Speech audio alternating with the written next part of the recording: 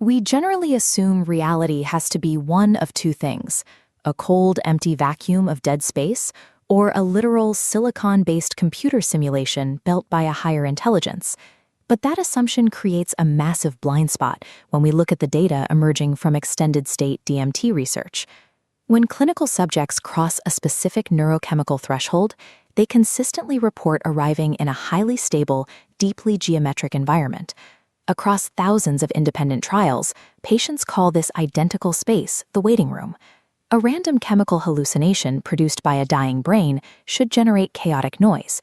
Instead, this space behaves like a physical threshold with a universally reported architectural lobby. The stability of this geometric lobby suggests human consciousness is colliding with a structural checkpoint within the environment. If we stop trying to force these experiences into a digital framework, the molecule behaves more like a perceptual tuning fork. It briefly shifts the receiver of human consciousness to detect a frequency layer that is normally invisible.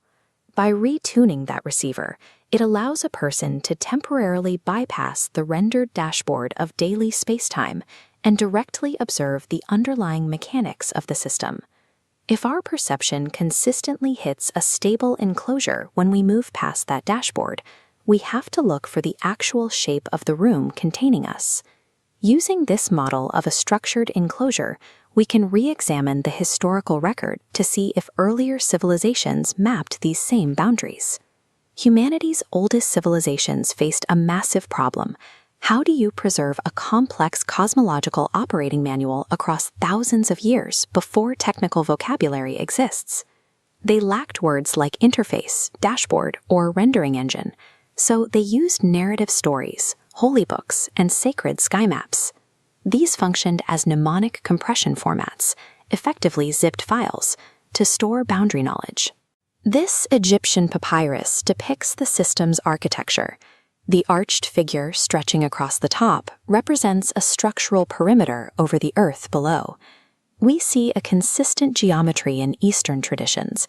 This mandala depicts Mount Meru, the central axis of the universe, surrounded by strict borders that map the limits of the system.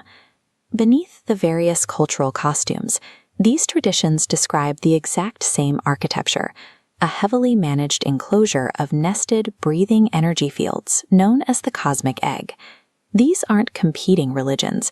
They are identical user interfaces, designed to teach localized consciousness how to navigate the rendered environment.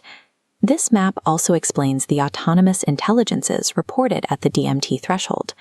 The focused, task-oriented entities people encounter today mirror the boundary guardians recorded in these ancient sky charts.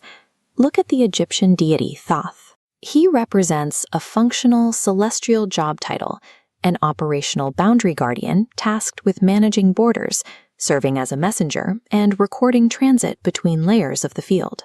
The ancients viewed the entire sky map through this lens. Planetary offices governed the theatrical stagecraft of Earth through what is known as frequency governance. You can see these administrative offices carved into the Dendera zodiac. The figures standing in the celestial boats manage the rendering engine from the celestial canopy. This functions like a cosmic weather system broadcasting directly into our environment. When the office of Saturn broadcasts a signal of restriction and boundary, you experience it locally as a sudden crushing deadline or a wall in your career. The immersion of the stage is so complete that we often mistake these global celestial broadcasts for our own organic thoughts. If the system is strictly bounded and heavily guarded, modern internet narratives often assume the worst, that humanity is trapped inside a malevolent prison planet designed to harvest our energy. But containment does not automatically equal captivity. Ancient sky charts contradict the logic of a penitentiary by documenting intentional, scheduled transit routes along the perimeter. This chart identifies the astrological gate of Cancer. It was explicitly designated as a liminal door for a soul's deliberate descent into matter. On the opposite end sits the gate of Capricorn, serving as the exit checkpoint for the ascent back out of the rendered environment.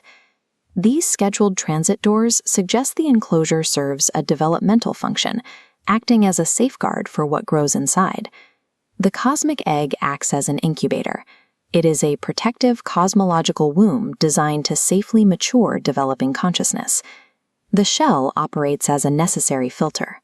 It steps down and regulates infinite cosmic frequencies that would otherwise overwhelm an unprepared awareness. Liberation within this enclosure requires a practice known as signal separation. It is the ability to identify the various administrative scripts hitting your internal receiver without blindly reacting to the cosmic weather. You learn to read the dashboard while remaining detached from the storm. Ultimately, this framework redefines our reality not as a dead machine, but as a celestial stage built specifically for the evolution of the observer.